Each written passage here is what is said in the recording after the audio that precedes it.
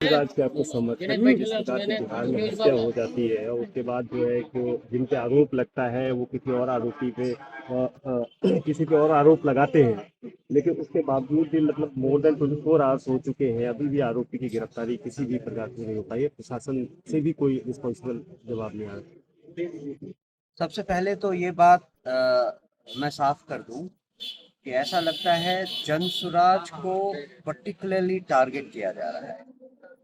जिस तरह से कुछ लोगों को नॉमिनेशन करने के पहले बरगलाया गया, उनको बंधक बनाकर रखा गया जिससे कि वह नॉमिनेशन नहीं दे कर सके। उसके बाद जब नॉमिनेशन हो गया तो कुछ लोगों को फोर्स किया गया अपना नॉमिनेशन वापस लेने के लिए। इसी कड़ी में जिस तरह से डरा धमका कर हमारे प्रत्याशियों से ऐसा करवाया जा रहा है, उसी कड़ी में अब ये हो गया है कि जब सारे प्रत्याशी फाइनल हो गए हैं तो हमारे प्रत्याशियों को तरह तरह से डराने धमकाने का काम हो रहा है।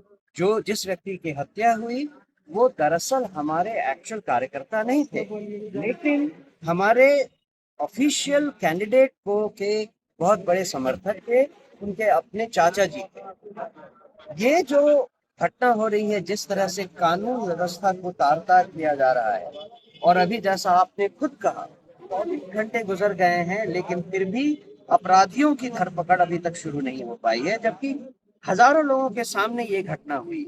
ये बताता है कि बिहार में जो सुना जा रहा था, जैसा सुना जा रहा था उसके हिसाब से ही अभी तक कानून व्यवस्था कंट्रोल में नहीं आई है। ये यहाँ की सरकार को, कानून व्यवस्था को देखने वालों को और चुनाव आयोग के ऊपर भी बहुत बड़ा प्रश्न खड़ा करता है। सर, प्राइम मिनिस्टर बिहार आते हैं, जंगल राज की बात करते हैं कि जंगल राज पहले था, जंगल राज वापिस आ जाएगा अगर इंडिया गठबंधन आती है, लेकिन जिस प्रकार से बिहार में पिछले 2 दिनों में ही 3 बड़ी हत्याएं हुई हैं। आज भी बाप बेटे की हत्या कर दी गई, कल मतलब 100-200 लोगों के सामने जो है कि इस प्रकार से कुचल कर गोली मार करके हत्या कर दी जाती है।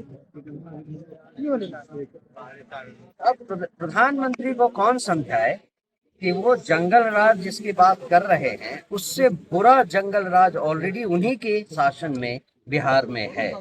और जिस जंगल राज की बात प्रधानमंत्री अपने भाषणों में करके ये सीना ठोकते हैं कि बिहार में अब वो जंगल राज खत्म हो गया है, यही घटनाएं हैं जो कि ये दर्शाती हैं कि जो वो कह रहे हैं वो जमीनी हकीकत नहीं है।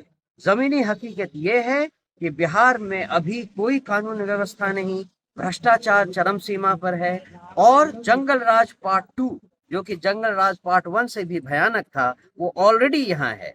तो पता नहीं प्रधानमंत्री किस दुनिया की बात कर रहे हैं। जन सुराग का क्या स्टेप होगा सर, क्योंकि जिस प्रकार से प्रशासन का अभी तक या फिर इन्वेस्टिगेशन जब जिस प्रकार से अभी तक चला है, तो अगर प्रॉपर इन्वेस्टिगेशन नहीं होता है तो गिरफ्तारी, जन सुराग का क्या स्टेप होगा?